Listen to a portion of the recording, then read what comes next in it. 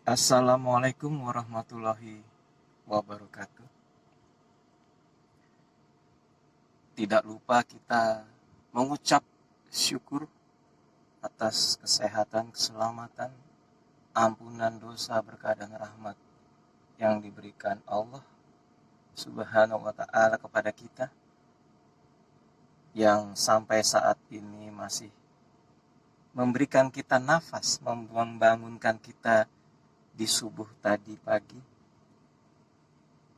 dan insya Allah kita bisa isi hari ini dengan menjalankan kewajiban kita, mematuhi semua perintahnya dan menjauhi seluruh larangannya.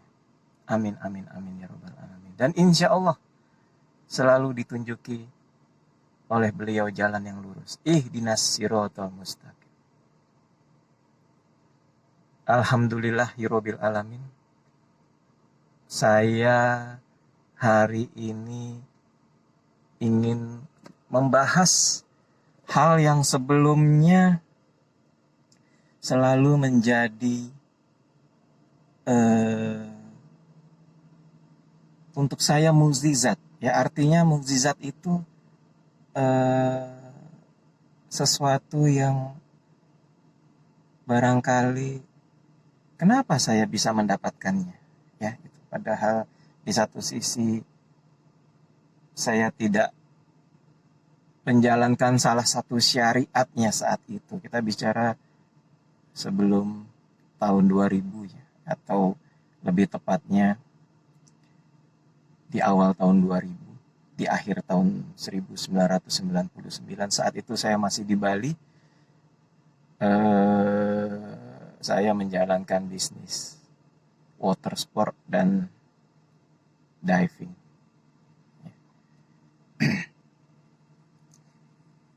Saat itu setelah singkat cerita kita tidak lagi bisa menjalankan water sport di Nusa Dua, atau lebih tepatnya di Tanjung Benoa. Ya, dulu kita beroperasi dengan nama Bagus Marine Water Sport and Dive. Jadi di sana saya tidak bisa lagi menyewa tempat. Akhirnya saya pindahkan semua markas kantor ke rumah, yaitu di Jalan Pulau Buton yang sekarang saya ubah menjadi hotel online 20 kamar. Jadi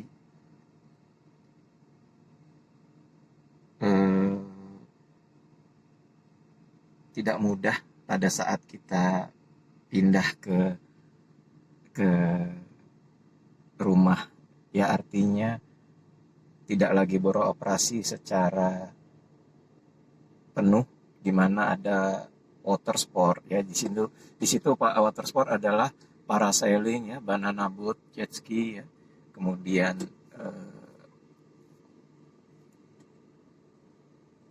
fishing, deep sea fishing, ya, kalau Anda familiar dengan fishing, ya, kita semua operate semua itu. Jadi kita punya produknya, kita punya kapalnya, ya, kita juga punya jet ski-nya, ya, kita punya semua. Nah, di situ pada saat kepindahan, karena tidak ada tempat lagi, saya hanya ditemani oleh satu orang pegawai. Dan pegawai itu sudah tidak bisa lagi beroperasi seluruhnya, jadi hanya satu orang saja yang ikut, ya. Kemudian saya kembali menyelam, jadi saya menyetir, saya sendiri yang menyetir, ya, menuju lokasi. Ya, waktu itu kalau tidak salah Tulamben, ya. Di Tulamben saya kemudian menurunkan alat-alat, ya. Kemudian saya, itu awal sekali, ya, tahun 1999, setelah tidak lagi beroperasi di Tanjung Benoa. Saya menurunkan alat-alat di lokasi, kemudian saya menyiapkan alat-alat, ya kemudian saya diving. Ya, Anda bayangkan, setelah menyetir hampir 3 jam, kemudian belum istirahat, hanya kira-kira 15 menit, kemudian saya harus menyelam kembali dan di situ saya punya kewajiban untuk menyelesaikan 2 kali dive, ya. Dive pertama, kemudian istirahat kira-kira setengah jam, ya kemudian kita diving lagi di sana. Nah, kemudian kita kembali ke hotel mengantar tamunya. Anda bayangkan dalam perjalanan 3 jam dari hotel ke lokasi, kemudian diving di sana sampai kira-kira dari jam 8 pagi sampai kira-kira jam 2 sampai jam 3 sore kita kembali lagi, dan sekitar 3 jam lagi saya mengemudi. Alhamdulillah kita bisa pulang lebih cepat jam 2, jadi kira-kira jam 3, 4, 5 saya sudah sampai di hotel dan kembali lagi ke rumah itu sekitar pukul 6 sore. Dan sampai di rumah tidak bisa saya langsung istirahat karena saya harus mencuci alat, seperti itu. Jadi semua saya kerjakan sendiri. Nah, bagaimana dengan karyawan yang satu itu? Ya, itu mereka dia membantu saya untuk keuangan, ya dia juga kasir, dia juga membantu saya mengemudi kalau ada diving di tempat dive site lainnya. Nah, itu jadi artinya memang saya semua yang menyelesaikan semua pekerjaan itu, dan sekitar jam 7, jam 8 saya baru bisa istirahat. Dan begitu lagi besok saya harus bangun pagi jam 5, ya, setengah 5, dan saya tidak pernah tidak bangun pagi, ya. Jadi saya tidak pernah tidak bangun pagi, dan setiap saya bangun pagi saya waktu itu langsung menyiapkan alat untuk menjemput tamu yang berikutnya, ya. Nah, oh ya, jadi karyawan yang itu mengurus soal bookingan, ya, kemudian pencatatan, ya, dan itu. Jadi Anda tahu omset saya saat itu berapa? Ya, hanya 800.000. Ya, Anda harus bayangkan 800.000 sebulan. Terus bagaimana? Kok bisa hidup dengan itu? Tidak bisa. Apa yang saya pakai untuk membayar pegawai, kemudian membayar pengeluaran saya karena saya punya keluarga, saya punya anak yang juga baru lahir yang nomor 2 pada tahun 2000 itu. Oh, tidak, dia masih di dalam kandungan waktu itu, dia baru lahir itu Oktober 2000, ya Oktober 2000. Nah, jadi saya harus menyiapkan dana, ya, di saat satu sisi perusahaan hanya 800.000 sebulan. Anda bayangkan. Tapi bagaimana kuasa Allah pada saat itu? Saya tidak pernah berhenti berdoa. Ya, saya tidak pernah berhenti berdoa. Dan yang berikutnya lagi adalah saya memang tidak pernah ada tetangga saya lewat, kebetulan mantan ketua RW. Saya tidak pernah, alhamdulillah, ya, saya tidak pernah maksiat. Artinya begini, saya tidak pernah membelanjakan uang saya untuk hal-hal yang tidak perlu, ya. Di situ ada 1, main perempuan mungkin, kemudian 2, main judi, kemudian 3, merokok atau narkoba. Saya tidak merokok, alhamdulillah. Kemudian yang keempat, di situ ada mencuri, ya, itu tidak boleh, ya. Kemudian yang kelima, minum minuman keras. Ya, kebetulan saya setiap diajak tamu untuk minum, ya, malamnya, karena saya melakukan perbuatan yang sangat baik yang menurut mereka, ya, dalam pelayanan saya di diving, ya, saya sopan, ya, kemudian kita juga memberikan yang terbaik untuk tamu kita sehingga mereka seperti menganggap saudara kita, ya. Ayo, Made, mereka memanggil saya Made karena memang nama saya Made Ardadi Widyananda, ya, itu yang ada di akte, tapi kemudian sejalan dengan waktu hanya Ardadi Widyananda, ya. Kemudian, ayo Made, kita kita kita kita makan atau minum di luar ya. Dan saya tahu itu bahwa pasti tidak hanya sekedar minum. Nah, tidak sekedar makan tapi juga minum khamr ya, artinya minum minuman keras.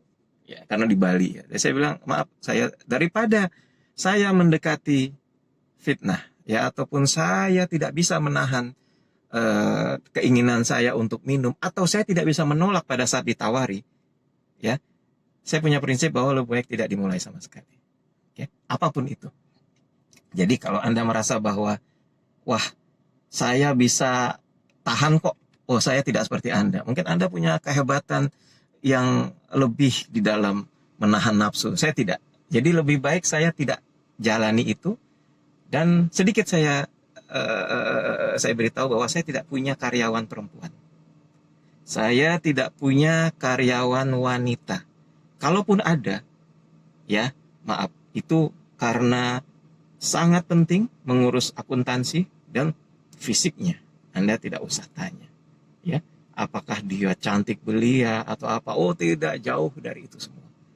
Maaf, itu dia berbadan besar. Ya, lebih baik, lebih tepat dikatakan, saya tidak mengejek atau apa ya. Jadi lebih tepat dikatakan gemuk dan jauh dari kata ayu ya, jauh dari kata cantik. Nah, jadi apapun itu, saya jauhi yang namanya fitnah. Dan sekali lagi, ya, jangan Anda pernah dekati yang namanya zina. Saya tidak punya kekuatan seperti Anda. Artinya, wah saya bisa karena saya punya kekuatan untuk menahan, misalnya ya, Anda katakan itu. Jadi Anda bisa ya diundang untuk katakanlah makan malam dengan bule atau apa ya, Anda mungkin tidak enak, terpaksa Anda penuhi permintaan mereka, dan tiba-tiba di satu sisi Anda ditawari satu gelas bir ya, kemudian Anda tidak bisa menolak ya, kemudian terpaksa Anda minum. Nah itu, saya tidak punya kekuatan mungkin seperti Anda ya, bisa menahan itu semua. Jadi saya tolak selalu ya, maaf. Saya bekerja dari pagi sampai malam. Masa saya malam harus kerja lagi sampai besok paginya. Jadi kan baru pulang biasanya jam 1 pagi, baru kembali dari ya otomatis baru kembali dari bar lah ya. Dan saya tidak mau itu menjadi satu kebiasaan yang mungkin bisa dimaafkan ya, atau bisa menjadi excuse ya. Artinya saya tidak punya keberanian untuk menjalani hal-hal seperti itu ya. Jadi lebih baik tidak. Ada beberapa teman yang mengatakan, Pak Ardadi, kalau Bapak tidak entertain mereka, nanti Bapak tidak dikasih kerjaan loh, atau Bapak nanti tidak dikasih bookingan ya. Saya tidak tahu kenapa saat itu saya percaya betul ya, bahwa kalau saya tidak menjalani yang mengarah ke maksiat, Allah pasti akan memberikan balasannya. Itu saya tidak tahu dulu. Yaitu kita bicara tahun 2000. Maaf, saya menjalankan syariat Islam, berpuasa ya, saya jalankan sedekah, saya jalankan. Memang sesekali saya sholat ya, tetapi jauh dibandingkan saat ini ya. Saya kalau bandingkan antara tahun 2000 ya, berarti sekitar 20 tahun yang lalu ya, di mana saya puasa ya alhamdulillah, saya sedekah alhamdulillah, tapi yang saya kurang betul adalah pada saat itu adalah sholat ya. Sholat itu buat saya kadang-kadang saja, dan itu tidak boleh Anda tiru dan tidak boleh Anda lakukan dan tidak boleh Anda coba-coba ya. Walaupun Allah tetap memberikan kebaikan kepada saya, tetap memberikan rahmatnya kepada saya, dan yang saya sesali adalah saya tidak cukup untuk mensyukurinya saat itu. Dengan apa? Menjalankan syariatnya lebih baik lagi, yaitu sholat 5 waktu. Jadi saya titip hanya itu, jangan ulangi kesalahan orang, Anda ambil yang baiknya. Dan sekali lagi kembali ke topik yang untuk vlog saat ini adalah bagaimana Allah memberikan apa yang saya minta. Ya saat itu omset perusahaan hanya 800.000. Kemudian saya berdoa kepada Allah, ya Allah, saya minta 8 juta. Kemudian apa yang Allah lakukan? Nah ini, ya. Jadi mungkin Anda tidak percaya, ya, tidak percaya. Apa yang Allah lakukan? Allah memberikan saya rezeki omset $12.000 satu bulan saat itu. Kita bicara tahun 2002, ya. Jadi 2 tahun setelah 2 tahun setelah kita tidak lagi bisa beroperasi di mana namanya,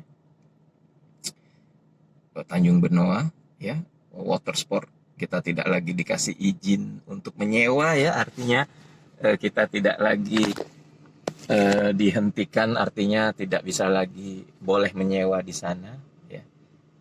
2 tahun kemudian, tahun 2002, Allah memberikan rizki. Nah itu, saya berterima kasih dan bersyukur atas rahmat yang diberikan. Saksi bahwa semua doa yang saya minta itu dikabulkan.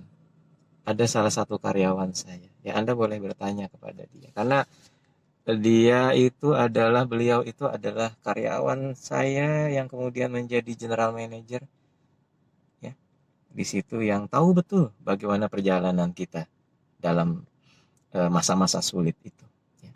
Tetapi satu, berdoalah, mintalah kepada Allah dan yakin bahwa Allah akan menijabah doa Anda. Anda harus yakin itu, ya. Kembali lagi, contoh apa yang baik, tinggalkan apa yang buruk. Jangan mengambil satu persepsi bahwa wah, dengan tidak menjalankan syariat ternyata rezeki Allah masih tambahkan kepada kita. Jangan, karena itu adalah istidraj. Ya, saya baru tahu. Jadi ada 4 jenis manusia. Saya selalu ulangi lagi. Pada saat dia diberi rizki, dia beribadah lebih hebat lagi. Tapi ada juga golongan yang kedua, yang memang tidak ada rizki, tetapi ibadahnya baik. Nah, ini ada golongan ketiga, yang begitu ditambahkan rizki, dia tinggalkan ibadahnya. Ini yang namanya istidraj. Dan yang keempat adalah orang yang memang tidak punya rizki, tidak punya apa-apa, dan tidak ada ibadahnya sama sekali. Jadi golongan keempat kalau bisa Anda jangan lakukan. Dan yang paling Anda tidak boleh adalah waktu Anda diberi rizki, Anda tidak bersyukur. Itu yang tidak boleh. Makanya ini golongan ketiga, tinggalkan. Dan sekali lagi, dalam keadaan COVID-19 seperti ini, Anda stay di rumah, beribadah yang lebih banyak. Karena menurut saya COVID ini bukan musibah, tetapi adalah satu barokah. Kenapa? Saya beribadah lebih baik lagi, alhamdulillah. Baik, sampai di sini dulu. Akhir kata, mohon maaf atas kata-kata yang tidak tepat, yang tidak baik. Wassalamualaikum warahmatullahi wabarakatuh.